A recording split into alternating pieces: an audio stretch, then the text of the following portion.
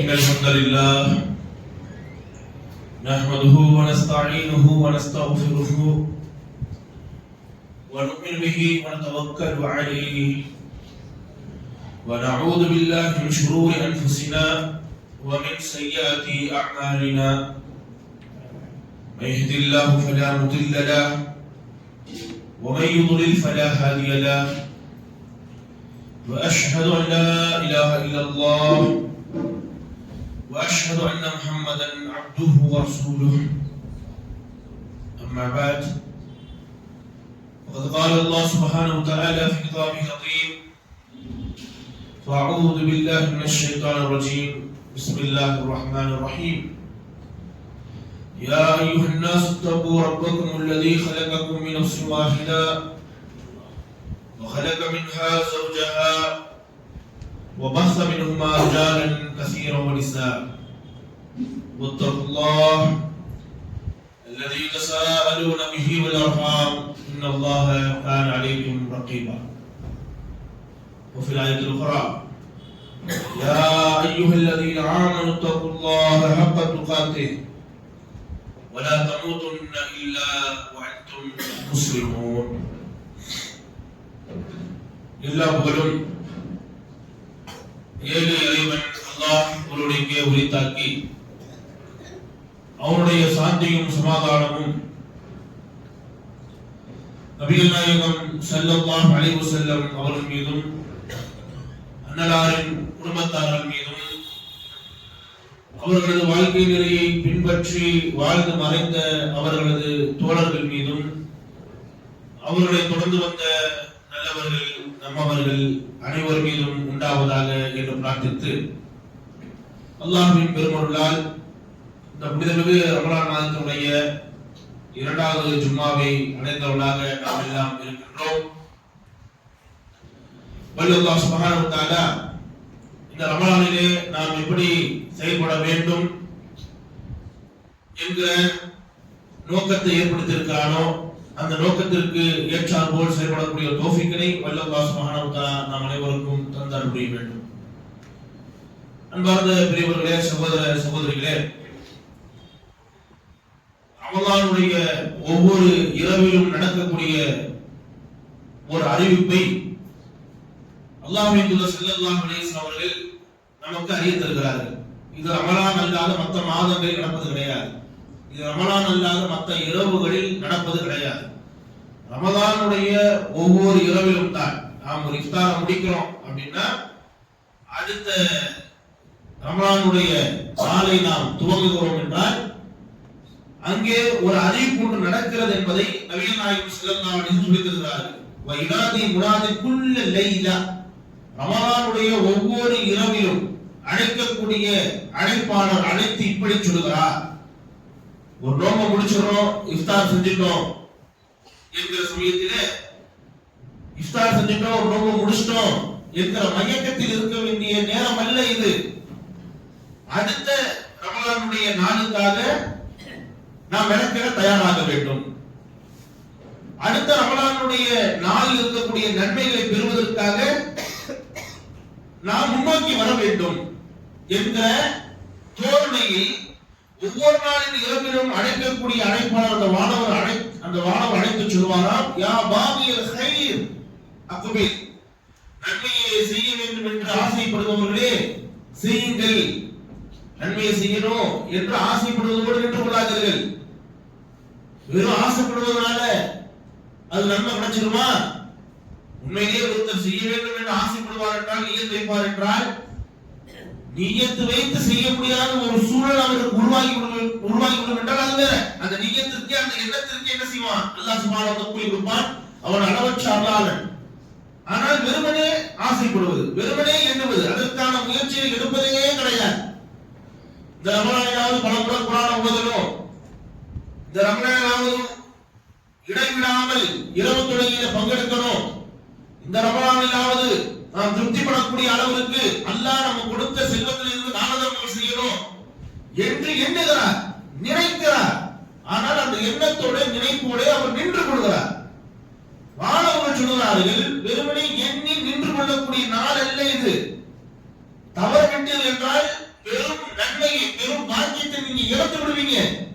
அக்பில் செஞ்சிருங்க, முன்வாருங்கள் என்பதாக வானவர் அழைப்பார். அதே போன்று அபாவிய ஷர், தீமையை செய்ய வேண்டும் என்று நினைப்பவர்களே, தீமையை செய்ய வேண்டும் என்று எண்ணுபவர்களே, அக்ஸிர் செய்யாதீங்க, இது தீமை செய்யக்கூடிய மாதம் அல்ல. மற்ற மாதம் எல்லாம் தீமை செய்து கொள்ளலாமா என்றால் எந்த மாதம் செய்யக்கூடாதுதான். ஆனால் குறிப்பிட்ட இந்த மாதம் என்பது குர்ஆன் அருளப்பட்ட மாதம் என்கிற இந்த புனித மாதத்திலே அறவே தீமை என்ன செய்து கொள்ளுங்கள், நிறுத்திக் கொள்ளுங்கள் என்பதாக ஒவ்வொரு நாளின் இரவிலும் வானவர் நம்மளை நோக்கி அழைத்து சொல்லிக் கொண்டிருக்கிறார் என்று நபிகள் நாயகம் ஸல்லல்லாஹு அலைஹி வஸல்லம் நம்பிக்கிறார்கள். அதற்கு நம் தரப்பிலிருந்து என்ன பதில்? வானவர் நம்மை அழைத்து சொல்லக்கூடிய சமயத்திலே நீங்கள் அழைப்பு கொடுப்பதற்கு ஏற்றாற்போல் என்னால் உயர்ந்த நன்மைகளை செய்து கொண்டிருக்கிறேன், என்னால் இயன்ற அளவு தீமைகளை குறைத்துக் கொண்டேன் என்பதாக அல்லவா நம்முடைய பதில் இருக்க வேண்டும். அப்படித்தான் நம்முடைய முன்னோர்கள் இருந்திருக்கிறார்கள். இப்படியாக ரமலானிலே பண்பட்டவர்கள், ரமலானிலே பயிற்சி எடுத்தவர்கள், ரமலானிலே பாடம் பெற்றவர்கள் தீமையிலிருந்து முழுமையாக தங்களை வெளிக்கொடையவர்களாக, தீமையிலிருந்து வெளிவந்தவர்களாக, அதே மாதிரி நன்மையினுடைய உச்சபட்ச எல்லைக்கு சென்று அந்த நன்மையை சம்பாதிப்பவர்களாக நம்முடைய முன்னோர்கள் இருந்திருக்கிறார்கள். இந்த அளவுக்கு தீமையை அவர்கள் விருந்திருக்கிறார்கள், தீமையை அவர்கள் அருவருப்பாக பார்த்திருக்கிறார்கள் என்றால் அதற்கு ஏராளம் சம்பவங்கள் உண்டு. அபூபக்கர் சித்திக் ரலியல்லாஹு அன்ஹு அவர்களுக்கு ஒரு அடிமை ஒருவர் இருந்தார். அந்த அடிமைக்கு அபூபக்கர் மத்தியில் இருக்கக்கூடிய உடன்படிக்கை என்னவென்றால், நீ எங்க வேணா என்ன செஞ்சுக்கலாம், போய்க்கலாம், உன்னுடைய பொருளாதாரத்தை நீ தேடிக் கொள்ளலாம், நீ உழைத்துக் கொள்ளலாம், சம்பாதித்துக் கொள்ளலாம், எந்த கட்டுப்பாடும் கிடையாது. நீ என் பார்வைக்குள்ள தான் இருக்கணும், நீ என் கட்டுப்பாட்டுல தான் இருக்கணும், நீ ஊரவருடைய எல்லையை விட்டு தாண்டக்கூடாது, நீ எங்கேயாவது போறதா என்ன சொல்லிட்டு தான் போகணும் அப்படின்னு எந்த கட்டுப்பாடும் கிடையாது. உனக்கு திறமை இருக்குதா, உன்னால சம்பாதிக்க முடியுமா, உன்னால பொருளாதாரம் சேர்க்க முடியுமா, போ நல்லா என்ன செய்ய, சம்பாதி, உழைத்து பொருளாதாரத்தை சேரு, எவ்வளவு உன்னால உழைத்து சம்பாதிக்க சம்பாதித்துக்கொள், எனக்கு உன்னுடைய உழைப்பில் இருந்து உன்னுடைய பொருளாதாரத்தில் இருந்து ஒரு குறிப்பிட்ட ஒரு தொகையை கொடுத்துக்கும், அடிமை தொகை என்கிற அடிப்படையில எனக்கு ஒரு சிறிய பகுதியை கொடுத்துட்டு நீ என்ன செஞ்சுக்க, நீ மற்றதை உனக்காக சேர்த்துக்கொள் என்பதாக அபூபக்கர் அவர்கள் அவருடைய அடிமையோடு என்ன செய்து கொண்டார் என்றால் ஒரு உடன்படிக்கை ஒன்றை செய்து கொண்டார். நீ காலம் ஃபுல்லா எனக்கு அடிமையாகவே இருந்து நீயும் மேம்படாம, உன்னை நான் அடிமையாக கொண்டிருந்து நானும் மேம்படாம, இப்படியாக உன்னுடைய வாழ்வு சுருங்கி போவதை விட போ, உலகம் என்பது விசாலமானது, சம்பாதிப்பதற்கு வாய்ப்புகளும் வழிகளும் இருந்தால் போ சம்பாதி, நீ என்னுடைய அடிமையாக இருக்கின்றாய் என்கிற அடிப்படையில உன்னுடைய சம்பாத்தியத்திலிருந்து உன்னுடைய வருவாயிலிருந்து ஒரு சிறிய பகுதியை அவர் கொடுத்துக் கொள் என்று அபூபக்கர் அவர்கள் அந்த அடிமையை சுதந்திரமாக சம்பாதிப்பதற்கு விட்டார். மாஷா அல்லாஹ், அவங்க இருவரும் பேசிக்கொண்ட அந்த அடிப்படையில அந்த அடிமை மாதந்தோறும் தவறாம வந்து என்ன செஞ்சிருவார் அப்படின்னா, தான் சம்பாத்தியத்தில் இருந்து ஒரு பகுதியை அபூபக்கர் கொடுத்துட்டு போயிடுவார். இப்படி இருக்கணும். பேச்சு என்பது, வாக்குறுதி என்பது இந்த அளவுக்கு நம்முடைய வாழ்விலே பேணக்கூடியவர்களாக இருக்க வேண்டும். இதுதான் முஸ்லிம்களுடைய அடையாளம். முஸ்லிம்கள் எல்லாம் அப்படியே வானத்திலிருந்து இறங்கிட்டாங்களா அப்படின்னா இல்ல, பூமியில உங்களை போட்டு பிறந்தவர்கள் தான். ஆனால் உங்களுக்கும் மத்தியில் இருக்கக்கூடிய வேற்றுமையை பாருங்கள். எங்களுக்குள் இருக்கக்கூடிய இந்த நன்னடத்தை எல்லாம் எங்கள் மார்க்கம் எங்களுக்கு கற்பித்தது, எங்கள் மார்க்கம் எங்களுக்கு புகட்டியது என்று ஒரு முஸ்லிமுடைய வாழ்வுதான் இந்த மார்க்கத்தை பேச வேண்டும். மார்க்கம் என்பது திரிப்பு கிடையாது. லா இக்ராஹ ஃபித்தீன். மார்க்கம் என்பது திரிப்பு கிடையாது. மார்க்கம் என்பது வாழ்ந்து காண்பிப்பது. அப்படியாக சஹாபாக்கள் நம்மால் பார்க்க முடியும். மாதம் தவறாமல் அவர் என்ன செய்வார்கள், அபூபக்கர் ரலியல்லாஹு சந்தித்து அவருடைய அடிமை தொகையை கொடுப்பார். ஆனால் இந்த முறை அவர் வருகிற சமயத்தில் அவருடைய அடிமை தொகையோடு சில உணவுப் பொருட்களை வாங்கி கொண்டு வருகிறார். வாங்கி வந்தால் அபூபக்கர் ரலியல்லாஹு சந்தித்து அந்த அடிமை தொகையும் செலுத்தி, மாதாந்திர அடிமை தொகையும் செலுத்தி அந்த உணவுப் பொருளையும் கொடுக்கிறார். எப்போது மாதம் வரக்கூடியவர் வளமையாக இப்படி வாங்கி வரக்கூடிய வளமை கிடையாது. ஆனால் இந்த முறை என்ன செய்திருக்கிறார், உணவுப் பொருளை வாங்கி வந்து கொடுக்கிறார். அபூபக்கர் என்ன செய்றாங்க, அந்த உணவுப் பொருளை வாங்கி சாப்பிடுறாங்க. இதுவுமே கூட மிகப்பெரிய ஒரு முன்மாதிரி சஹாபாக்கள் நம்மால் பார்க்க முடியும். அத்தனை சீக்கிரத்தில் எல்லாம் அடிமைகளிடமிருந்து எல்லாம் உணவை வாங்கி சாப்பிடக்கூடிய நிலைமை என்பது ஜாகிலியாவிலே கிடையாது. ஒரு அடிமை ஒரு எஜமானத்தை சகஜமாக பேசவே முடியாது, சகஜமா பழகவே முடியாது.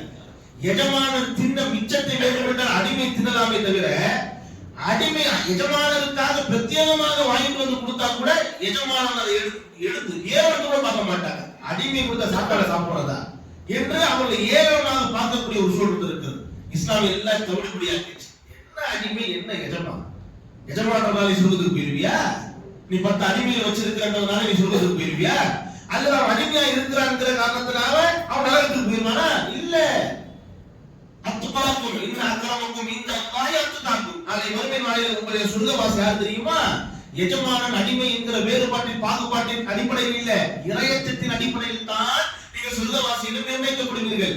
நீ எஜமானா இருந்துட்டு போ, முதலாளியாக இருந்துட்டு போ, அடிமையா இருந்துட்டு போ, கூலியாளா இருந்துட்டு போ, பணக்காரனா இருந்துட்டு போ, ஏழையா இருந்துட்டு போ, படிச்சவா இருந்துட்டு போ, படிக்காம இருந்துட்டு போ, துனியாவில் எப்படியெல்லாம் இருந்துட்டு போ. ஆனால் நாளை மறுமை நாளில் சொர்க்கம் யாரும் புரியுது தெரியுமா? ஒரே தகுதி உடையவருக்கு மாத்திரம் தான். வெள்ளையோ கருப்பனோ படித்தவனோ படிக்காதவனோ பணக்காரனோ ஏழையோ அந்த வித்தியாசமோ விகிதாச்சாரமோ வேண்டியதே இல்லை. ஒரே ஒரு தகுதி, இறையச்சம் இருக்குதா?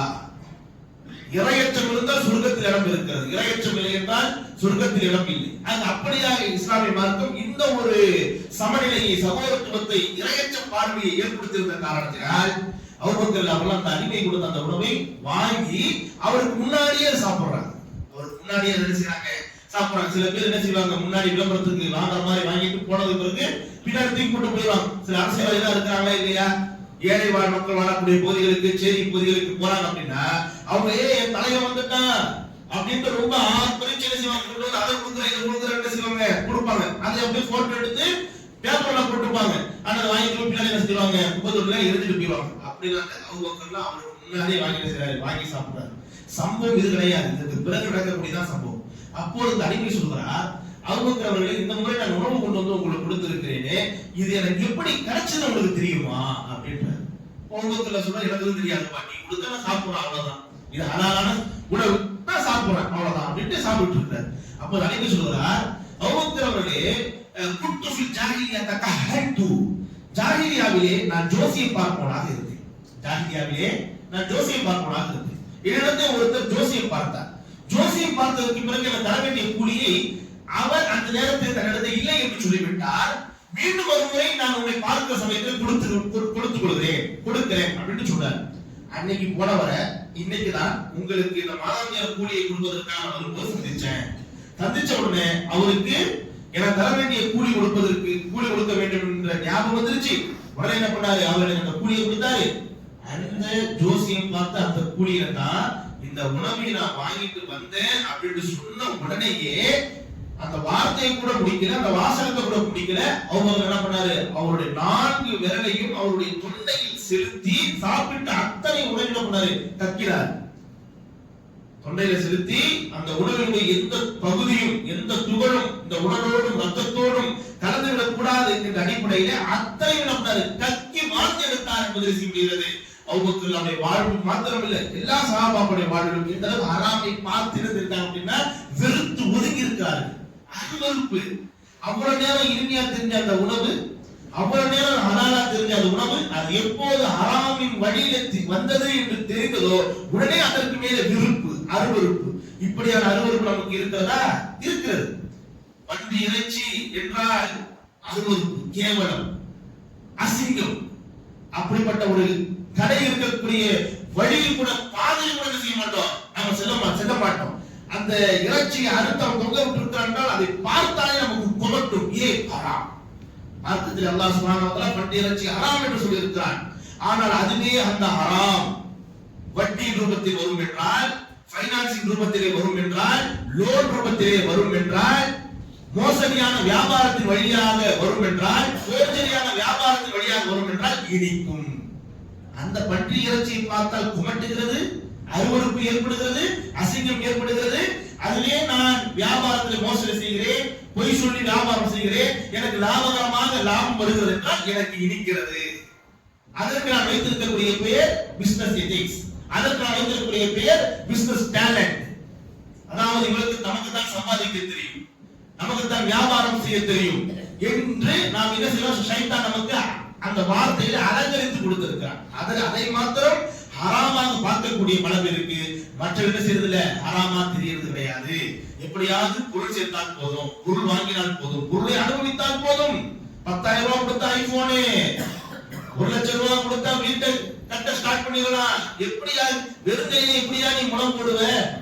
வெறுமை எப்படி நீ விளம்பட, எப்படி நீ வீட்டை கட்டுவ, எப்படி பைக்கை வாங்குவ, எப்படி நீ போனை வாங்குவ, எப்படி நீ காரை வாங்குவ, ஏங்க அது பேங்க்காரன் கொடுத்துப்பான், அது அவன் கொடுத்துப்பான். அப்போ பொருளாதாரம் எப்படி வருகிறது அதை பற்றி எல்லாம் யோசிப்பதே கிடையாது, அதுல எல்லாம் கவனம் செலுத்துவதே கிடையாது. அது அலங்காரமாக வீடாக தெரிகிற பொழுது, காராக தெரிகிற பொழுது, பைக்காக தெரிகிற பொழுது, நகையாக தெரிகிற பொழுது, சொத்து சுகங்களாக தெரிகிற பொழுது அப்படி என்ன செய்கிறோம், மெய் மறந்து போய்விடுகிறோம். அதில் நமக்கு அருவருப்பு தெரிகிறது கிடையாது. ஆனால் அன்பு சகோதரர்களே, ஹராம் என்றால் ஹராம் தான். அது எந்த ரூபத்தில் இருந்தாலும் சரி, எந்த ரூபத்தில் வந்தாலும் சரி, அதான் இந்த ரமலான் நமக்கு ஏற்படுத்த வேண்டிய பண்பாடாக, கலாச்சாரமாக, நல்லடத்தையாக இருக்கணும். இப்படியான சஹாபாக்கள் அவருடைய வாழ்வில் ஹராமுடைய எந்த வழியும் அவருடைய வாழ்வு வந்துவிடக் கூடாது, நுழைந்து விடக் கூடாது என்பதிலே தெள்ளத்தெளிவாக இருந்திருக்கிறார்கள்.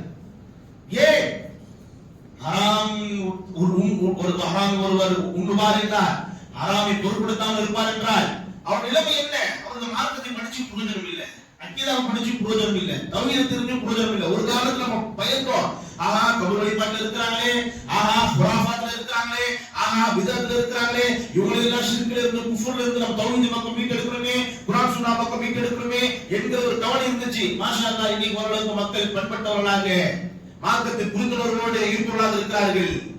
எங்கே குராஃபத்தின் கூடாரமாக, பிதஅத்தின் கூடாரமாக சில பள்ளிவாசல் இருந்ததோ அங்க எல்லாமே கூட குராஃபத்தில் குறைந்து விட்டது, அங்க எல்லாமே கூட பிதஅத்தில் குறைந்து விட்டது.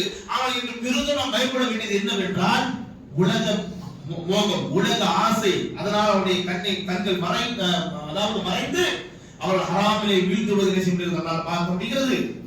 நபிகள் நாயகம் ஸல்லல்லாஹு அலைஹி வஸல்லம் காண்பிக்கிறார்கள், ஒரு மனிதர் நெடுதூரம் பயணிக்கிற அந்த மனிதர், அவர் அல்லாஹ்விடத்தில் வாஷஸவாகுபார, அந்த பயணத்தின் காரணத்தினால் அவருடைய முடியெல்லாம் களைத்து போய்விட்டது, உடல் எல்லாம் புழுதி அடைந்து விட்டது.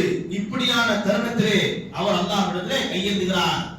ஒரு நெருக்கடியின் போது, ஒரு பிரச்சனையின் போது, ஒரு இடையூறின் போது, பயணத்திலே யாருக்கு உதவிக்கு ஆள் வர முடியும்? எங்கேயோ ஒரு இடத்துல மாட்டிக்கொண்டு விட்டார் ஒரு மனிதர், பிரச்சனையில் அகப்பட்டு விட்டார். அப்போது அவருக்கு துணை என்பது, உதவி என்பது அல்லாஹ்வின் புறத்திலிருந்து மாத்திரம் தான் வந்தாக வேண்டும். இங்க ஏதோ ஒரு நாட்டுக்கு போறோங்க, திடீர்னு சவுதி உம்ராவுக்காகவே போறோம், குவைத் வழியா நம்ம போறோம், குவைத் ஏர்போர்ட்ல நம்ம புடிச்சிட்டான், உனக்கு பாஸ்போர்ட் இந்த பிரச்சனை, உனக்கு இந்த பிரச்சனை. ஒரு தெரியாத ஒரு நாட்டுல போயிட்டு தனி ஒரு நபராக நான் மாட்டிக்கிட்டேன், இதை புடிச்சு உட்கார வச்சுட்டாங்க, என்ன ஆவறது? விழிப்பிதிக்கு தான் நிக்கணும், பெரும் பிரச்சனை. அப்ப அந்த நேரத்திலே அல்லாஹ் எங்கே அவருக்கு உதவியாளர் கிடையாது. அல்லாஹ் நாடி அல்லாஹ் உதவி செய்தால் தான் அந்த பிரச்சனை அவன் மீண்டு எழுந்து வர முடியும். ஏதோ ஒரு ரூபத்தில் அல்லாஹ் சுப்ஹானஹு உதவியை ஏற்படுத்துவான், ஏதோ ஒரு ரூபத்தில் அல்லாஹ் சுப்ஹானஹு அந்த பிரச்சனை அவரை மீட்டெடுத்து கொண்டு வருவான். ஆனா அல்லாஹ்வுடைய உதவி கிடைக்குமா இல்லையா? அல்லாஹ் அவருக்கு இரக்கம் காட்டணுமா இல்லையா? நீ அதிகம் இவ்வளவு பெரிய பிரச்சனை மாட்டி இருக்கிறானே, ஊர்ல குடும்பத்தோடு இருந்தான், ஊர்ல வீட்டிலே இருந்தான், அவனை ஏதாவது ஒரு நாள் சுற்றி நின்று அவனை பார்ப்பதற்கு 50 பேர் இருந்தார்கள். ஆனால் இப்போது அவன் தனி ஒரு நபராக இருக்கிறான். அவனுக்கு நான் அல்லவா உதவி செய்ய வேண்டும் என்று அல்லாஹ்வின் இரக்கம் கொட்ட வேண்டிய இடம். ஆனா அல்லாஹ்வால் இரக்கம் காட்ட முடியல அந்த மனுஷன், அல்லாஹ்வால் அந்த மனுஷன் இரக்கம் காட்ட முடியல. ஏன் சொல்றாங்க? அவன் கையேந்து அல்லாஹ்வை பிரார்த்திக்கிறான், இறைவா எனக்கு இரக்கம் காட்டு, இறைவா எனக்கு இரக்கம் காட்டு. அல்லாஹ் இரக்கம் காட்ட மாட்டான் அவனுக்கு. ஏன்? மத்அமுஹு ஹராம் வமல்பஸுஹு ஹராம், அவனுடைய உணவு ஹராமாக இருந்திருக்க, அவனுடைய ஆடை ஹராமாக இருந்திருக்க, எப்படி அவனுக்கு அல்லாஹ் இரக்கம் காட்டுவான்? எப்படி அவனுடைய பிரார்த்தனைக்கு அல்லாஹ் பதிலளிப்பான் என்று நபிகள் நாயகம் ஸல்லல்லாஹு அலைஹி வஸல்லம் சொல்லி காண்பிக்கிறார். ஊர்ல இருக்கிற பொழுது இந்த சொத்து தான் என்னை காப்பாற்றும், இந்த வியாபாரம் தான் என்னை காப்பாற்றும், இந்த பொருளாதாரம் தான் என்னை காப்பாற்றும், இந்த வீடு தான் என்னை காப்பாற்றும் என்று எதிலும் ஹலால் ஹராம் பார்க்கவே இல்லை. பொருள் அனுபவிச்சா போதும், வசதி வாய்ப்போடு வாழ்ந்தால் போதும் என்கிற அடிப்படையிலே ஹலால் ஹராமை பேராம ஹராமுக்கு பின்னால் போனாயா இல்லையா, அது உனக்கு சுமைத்ததா இல்லையா, அந்த ஹராமுனை காப்பாற்றட்டும், அந்த ஹராமுனை காப்பாற்றட்டும் என்று அல்லாஹ் சுப்ஹானஹு வ தஆலா அவனை இன்னும் மேலும் சிரமத்துக்கு மேல் சிரமத்துக்கு தள்ளி விடுவான் என்பதாக நபிகள் நாயகம் ஸல்லல்லாஹு அலைஹி வஸல்லம் காண்பிக்கிறாங்க. 10 ரூபாய் 100 ரூபாய் ஹலால் ஹராம் பார்க்காத பல பேர் 1000 ரூபாய் 2000 ரூபாய் பல லட்சம் ரூபாய் அவங்களுடைய செஞ்சிரும் போயிடும். அதனால இது மிகுந்த பேணுதலோடு மிகுந்த கவனத்தோடு இருக்கணும்.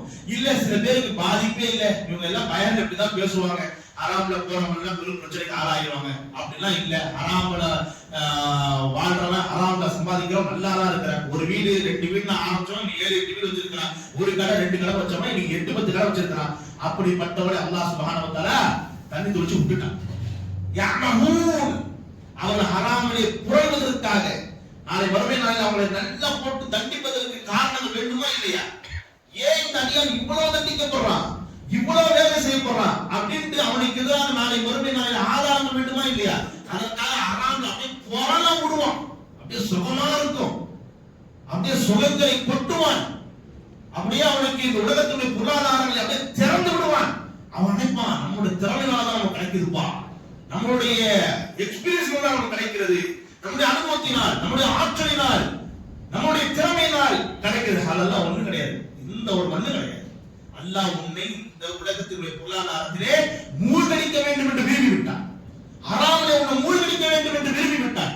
ஆனால் உலகத்தினுடைய பொருளாதாரத்தை வாயிலை உனக்கு அப்படியே மழை திறந்த வெள்ளம் கூட திறந்து விட்டான். அதனால நம்ம ஹராம செய்யறோம், அல்லாஹ் நம்மளை பிடிக்காம இருக்கிறான் அப்படின்னா பயந்துக்கணும். ஹராம செய்யறோம், அல்லாஹ் நம்மளை பிடிக்காம இருக்கிறான்னா இன்னும் மேலும் பயந்துக்கணும். எந்த அளவுக்கு வெகு சீக்கிரமாக ஹராம வெளிவந்து விட வேண்டுமோ அந்த அளவுக்கு வெளிவந்து விட வேண்டும். அதுதான் இந்த ரமலான் எதிர்பார்ப்பது.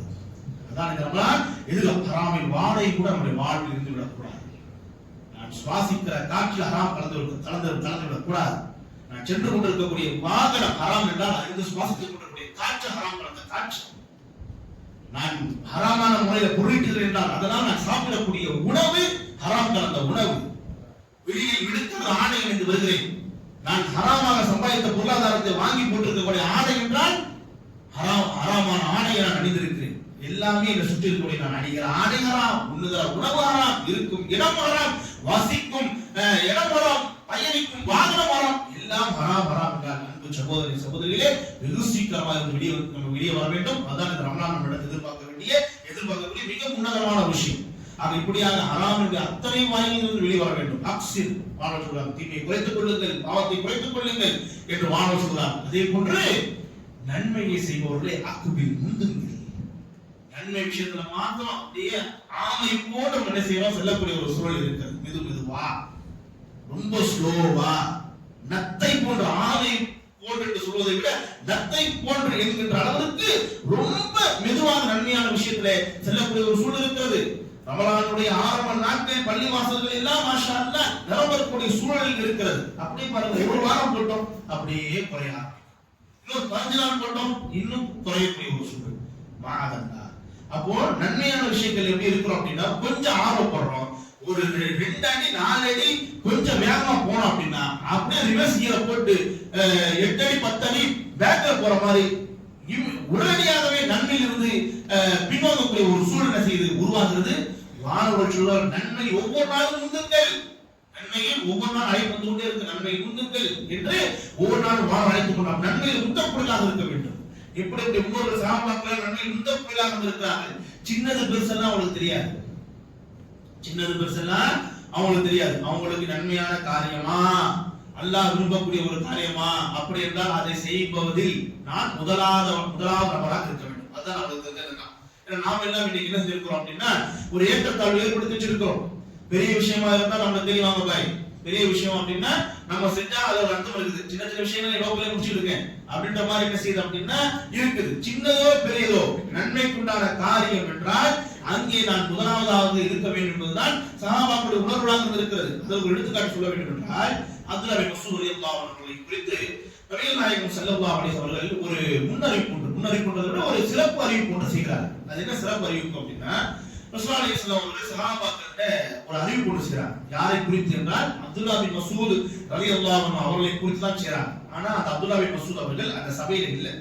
என்ன சொல்றாங்க அப்படின்னா மன் சர்வஹு அன் யக்ரஅல் குர்ஆன கமா உன்சில், குர்ஆன் அருளப்பட்டதை போலவே ஒருத்தர் ஓத வேண்டும் என்று விரும்பினார், குர்ஆன் அருளப்பட்டதை போன்றே ஒருத்தர் ஓத வேண்டும் என்று ஆசைப்பட்டால் அவர் அப்துல்லாஹ் பின் மஸ்ஊத் ரலியல்லாஹு அன்ஹு அவரிடத்தில் சென்று பெற்றுக் கொள்ளட்டும், அப்துல்லாஹ் பின் மஸ்ஊத் அவரிடத்தில் சென்று கற்றுக் கொள்ளட்டும் என்று நபிகள் நாயகம் ஸல்லல்லாஹு அலைஹி வஸல்லம் குர்ஆனுக்கு அது இறங்கியது போலவே ஓதக்கூடிய திறமை 100% யாரிடத்தில் இருப்பதாக சொல்றாங்க? அப்துல்லாஹ் பின் மஸ்ஊத் ரலியல்லாஹு அன்ஹு இருப்பதாக சொல்றாங்க. எல்லாருமே குர்ஆன் ஓதுறோம், எல்லாருமே தெளிவா ஓதுறோமா, சரியா ஓதுறோமா? இங்க ஒரு 50 பேர் இருக்கிறோம் அப்படின்னா ஒரு சூறாவை 50 பேர்ட்ட ஓதி கேட்டோம் அப்படின்னா 50 பேர் 50ல இருந்து ஓதக்கூடிய ஒரு சூழல் இருக்குது. ஏன் இப்படி ஓதுறீங்க அப்படின்னா எனக்கு எங்க ஹஸ்ரத் இப்படி தான் சொல்லி கொடுத்தாங்க, எனக்கு எங்க அம்மா இப்படிதான் சொல்லி கொடுத்தாங்க அப்படின்ட்டு ஒவ்வொருத்தரும் ஒவ்வொரு சூறாவை ஒவ்வொரு எழுத்த அவங்க கத்துக்கிட்டது மாதிரி என்ன செய்யறது ஓதக்கூடிய ஒரு சூழலை பார்க்க முடிகிறது. அப்ப குர்ஆன் என்பது ஒன்றுதான், குர்ஆன் அருளப்பட்ட ஓதக்கூடிய முறை என்பதும் ஒன்றுதான். அப்ப குர்ஆன் அருளப்பட்டதை போன்றே நீங்க ஓத வேண்டும் என்று ஆசைப்பட்டால் 100% அப்படியே ரசூலுல்லாஹி அலைஹி வஸல்லம் 190 கூட சொல்லல, 195 கூட சொல்லல, 100% பர்ஃபெக்ட்டா குர்ஆன் அருளப்பட்டதை போலவே அச்சு பிசறாமல் அப்படியே நீங்க ஓத வேண்டும் என்று ஆசைப்பட்டால் அப்துல்லாஹ் பின் மஸ்ஊத் ரலியல்லாஹு அன்ஹு நீங்கள் கற்றுக்கொள்ளுங்கள் என்று நபிகள் நாயகம் ஸல்லல்லாஹு அலைஹி வஸல்லம் சொன்னது. அங்க இருந்த அந்த சபையில் பல பேர் இருக்கிறாங்க, அபூபக்கர் உமர் ரலியல்லாஹு அவங்களும் இருக்கிறாங்க. அப்ப அந்த அபூபக்கர் ரலியல்லாஹு மற்றும் உமர் ரலியல்லாஹு ரெண்டு பேருடைய மனசுல ஓடக்கூடிய எண்ணங்களை நம்ம பாருங்க. அந்த எண்ணங்கள் அவர் அல்லாத வேற யாருக்கும் தெரியல. அவங்க மனசுல என்ன ஓடுதுன்னா அப்துல்லாஹ் பின் மஸ்ஊத் அவர்கள் சபையில இல்ல, இருந்தா மனசு ரொம்ப சந்தோஷப்பட்டிருப்பாரு. இந்த நபிகள் நாயகம் ஸல்லல்லாஹு அலைஹி வஸல்லம் முன்னறிவிப்பை, அதாவது இந்த சுப செய்தியை அவருக்கு சொல்லக்கூடியதில் நாம தான் முதலாவது நபராக இருக்க வேண்டும் என்று அந்த இருவரும் தங்கள் மனசுக்குள்ளே என்ன செய்றாங்க, எண்ணி கொடுக்குறாங்க. இன்னொரு உமர் என்ன நினைக்கிறார் அப்படின்னா, பொதுவாகவே அபூபக்கர் இல்ல நன்மையான விஷயங்கள் அப்படின்னா முந்தக்கூடியவராக இருப்பார். சும்மா வெளி தோட்டத்துல பார்த்தா தான் அமைதியா உட்கார்ந்துட்டு இருக்கிற மாதிரி தெரியும், வெளி தோட்டத்தை பார்க்கும் போது ரொம்ப அமைதியா நபர் மாதிரி தெரியும். ஆனா எல்லா நன்மையான விஷயங்களையும் பார்த்தா ஆளா நிற்பாரு. நாம நினைப்போம், இவரு அங்க பேசாம அமைதியாக இருந்துட்டு இருந்தாரு, இந்த இடத்துல நம்ம வரமாட்டோம், இந்த சபைக்கு வரமாட்டாரா நினைச்சோமே, ஆனா நமக்கு முன்னாடி முந்தி வந்து நிக்கிறாரு இப்படின்ட்டு பல நேரங்களில் உமர் அவர்கள் மூக்கறுப்பு பட்டதுனால, யாருடைய விஷயத்துல, அபூபக்கர் விஷயத்துல மூக்கறுப்பு பட்டதுனால அவர் என்ன பண்ணாருன்னா நேரங்காலம் பார்க்கவே இல்லை. இந்த அபூபக்கர் முன்னாடி சும்மா அப்படியே அமைதியா உட்கார்ந்துட்டு இருக்கிற மாதிரி தான் தெரியும், ஆனா என்ன பண்ணிடுவாரு, அவனை முந்திடுவாரு. அதனால நேரங்காலம் பார்க்காம நேரம் என்ன பண்றாரு, நேரம் அப்துல்லாஹ் பின் மஸ்ஊத் வீட்டுக்கு போறாரு. வீட்டுக்கு கதவு தட்டுறாரு, அப்துல்லாஹ் பின் மஸ்ஊத் வரல அப்படின்ட்டு. அப்துல்லாஹ் பின் மஸ்ஊத் என்ன பண்றாரு, வீட்டு வெளியே வராரு. வந்து கேட்கிறாரு, உமர் அவர்களே நீங்க பொதுவா இப்படி எல்லாம் வரமாட்டீங்க, அதுவும் இந்த நேரத்துக்கு வரமாட்டீங்க. உமர்லாம் சாதாரணமா ஒரு இடத்துக்கு போகக்கூடிய ஒரு ஆளா அவரு. அப்போ அந்த அப்துல்லாஹ் மஸ்ஊத் கேட்கிறாங்க, நீங்க வரக்கூடிய ஆளும் கிடையாது, அதுவும் இந்த நேரத்துல வரக்கூடிய ஆளும் கிடையாது, இந்த நேரத்துல வந்திருக்கிறீங்க அப்படின்னா அப்ப உமர்லாம் சொல்றாங்க, அப்துல்லாஹ் பின் மஸ்ஊத் அவர்களே இன்றைய சபையில் நாங்கள் இருக்கிற பொழுது உங்களை குறித்து நபிகள் நாயகம் ஸல்லல்லாஹு அலைஹி வஸல்லம் ஒரு சுப செய்தி ஒன்று சொன்னார்கள், அது உங்களுக்கு தெரிஞ்சா உங்களுக்கு ரொம்ப சந்தோஷமா இருக்குமே என்கிற காரணத்தினால் அதை உங்களுக்கு சொல்வதில் முதலாவதாக இந்த உமர் இருக்க வேண்டும் என்ற அடிப்படையில் தான் வந்து இன்னைக்கு என்ன சொன்னாங்க தெரியுமா, குர்ஆன் அருளப்பட்டதை போலவே ஒருத்தர் ஓத வேண்டும் என்று ஆசைப்பட்டால் அவர் அப்துல்லாஹ் பின் மஸ்ஊத் அவர்கள் வந்து கற்றுக்கொள்ளட்டும், எடுத்துக்கொள்ளட்டும் என்று நபிகள் நாயகம் ஸல்லல்லாஹு அலைஹி வஸல்லம் உங்களை குறித்து தான் சொன்னார்கள் என்று உமர் அவர்கள் அந்த அளவுக்கு ஆசையோடு விருப்பத்தோடு சொல்ல, அப்துல்லாஹ் பின் மஸ்ஊத் சொல்லுகிறார், உமர் அவர்களே இந்த சுப செய்தியை நீங்களும் எனக்கு சொன்னதற்கு ரொம்ப சந்தோஷம், நீங்களும் எனக்கு சொன்னதற்கு ரொம்ப சந்தோஷம் அப்படின்னா உமர் தூக்கி வாங்கி போடுது. நீங்களும் அப்படின்னா அப்ப எனக்கு வேற யாராவது சொல்லிட்டாங்களா அப்படின்னு நாம சொல்லிட்டாங்க, யார் இது உமருக்கு டவுட், அபூபக்கரா இவராதான் இருக்கக்கூடும் அப்படின்ற மாதிரி ஒரு சந்தேகம். அப்போது அல்லாஹ் சொல்றார், சபகக்க அபூபக்கர், சபகக்க அபூபக்கர், உமர் அவர்களே அபூபக்கர் அவர்களை முந்திவிட்டார், அபூபக்கர் அவர்கள் உங்களை முந்தி விட்டார் என்று அப்துல்லாஹ் பின் மஸ்ஊத் சொல்லி காண்பிக்கிறார்கள். அப்போது உமர் சொல்லி காண்பிக்கிறார்கள், இன்னும் சப்பாக் அவரை முந்தவே முடியாது. அபூபக்கர் இருக்கிறாரே, சின்னது பெருசு, இதை விட்டுட்டு போக வேண்டியது சின்ன விஷயம் தானே என்றெல்லாம் என்ன செய்ய மாட்டாரு, பார்க்க மாட்டாரு மனுஷன். எந்த சின்னதா இருந்தாலும் பெரிதா இருந்தாலும் நல்ல விஷயமா, அல்லாஹ் ஓப்பான விஷயமா, இதை செய்தா அல்லாஹ்வுக்கு பிடிக்குமா, அல்லாஹ் நேசத்துக்கு வர முடியுமா, முந்தி அடிச்சு மனுஷன் முன்னாடி வந்துருவார். இன்னும் சப்பாக் அவரை முந்தவே முடியாது அப்படின்ட்டு உமர் அவர்கள் தன்னுடைய தோல்வியை ஒப்புக்கொண்டு சொன்னாங்க.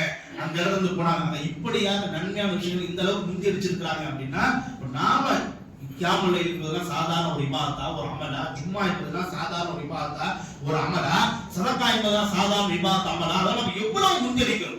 அன்பு சகோதரர்களே சகோதரிகளே, இதெல்லாம் கருத்தில் கொண்டு கவனத்தில் கொண்டு மற்றவர்கள் செய்கிறார்களா இல்லையா, மற்றவர்கள் முன்னுறுகிறார்களா இல்லையா என்பதையெல்லாம் பார்க்காம நாம முன்வந்தோமா இல்லையா, நம்மளை குறித்து தான் கபரிலே நாம தான் விசாரிக்கப்பட போறோமே தவிர கேள்வி நம்மை நோக்கி தானே தவிர மற்றவர்களை குறித்து கேள்வி நம்மை நோக்கி வரப்போவது கிடையாது. ஓ நண்பன் தொழுதானா இல்லையா அல்ல நம்மளை கேட்க போறது இல்லை, ஓ நண்பன் சதகா செஞ்சானா இல்லைன்னு அல்ல நம்மளை நோக்கி கேட்க போறது இல்லை. நீ தொழுதாயா, நீ இந்த அமலை செய்தாயா, நீ சதகா செய்தாயா, உனக்கு குர்ஆன் ஓதி கற்றுக்கொண்டாயா என்று என்னை நோக்கித்தான் நான் கேள்வியை எதிர்நோக்க வேண்டும் என்கிற பிறரை நோக்கி அல்ல. அதனால் என்னுடைய கபருக்கு, என்னுடைய கேள்விக்கு, என்னுடைய விசாரணைக்கு நம்மை நாம் தயார் செய்து கொள்ளக்கூடிய நல்ல மக்களாக இருக்க வேண்டும். அதுவல்ல அல்லாஹ் சுப்ஹானஹு வ தஆலா மறுபடியும் என்று பிரார்த்தித்தோமாக ஜும்மாவின் முதல் உரை பெற்றுகிறேன். வாஹ் தவானா அல்ஹம்துலில்லாஹ்.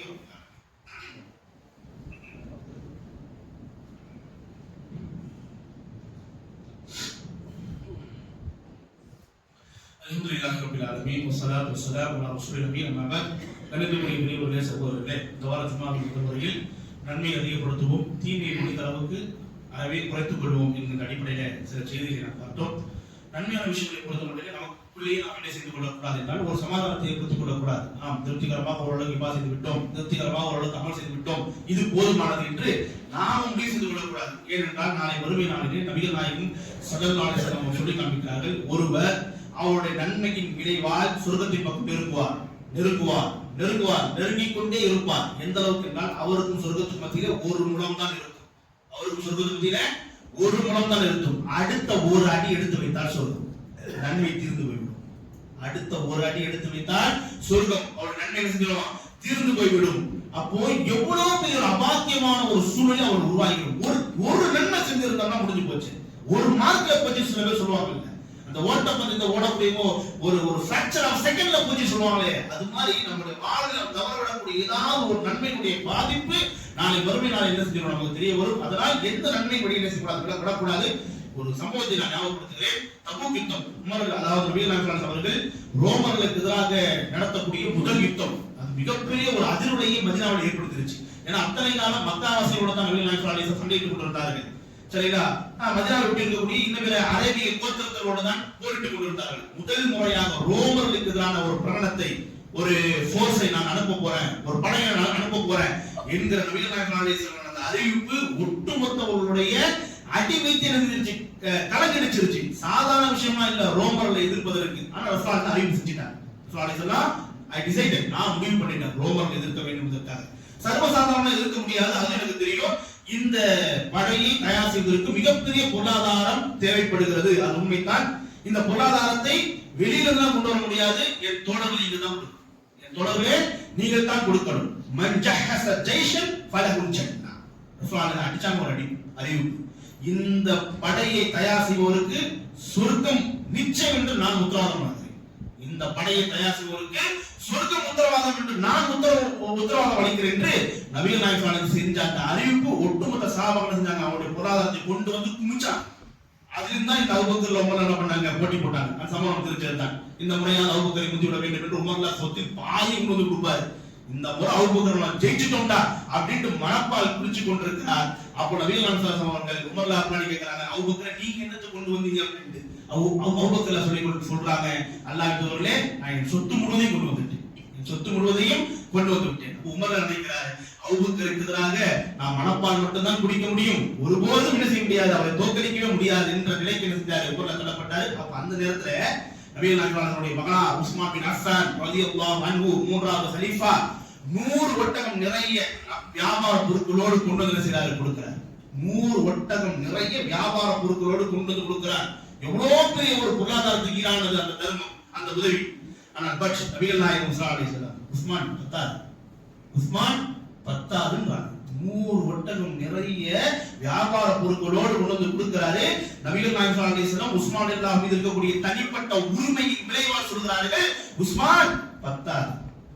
மீண்டும் உஸ்மான் அவர்கள் அடுத்த 100 ஒட்டகம் நிறைய வியாபார பொருட்களோடு கொண்டு கொடுக்கிறார். 200 ஒட்டகம் வியாபார பொருட்களோடு கொண்டு வந்து கொடுக்கிறார். இவ்வளவு பெரிய ஒரு தர்மம், இவ்வளவு பெரிய உதவி.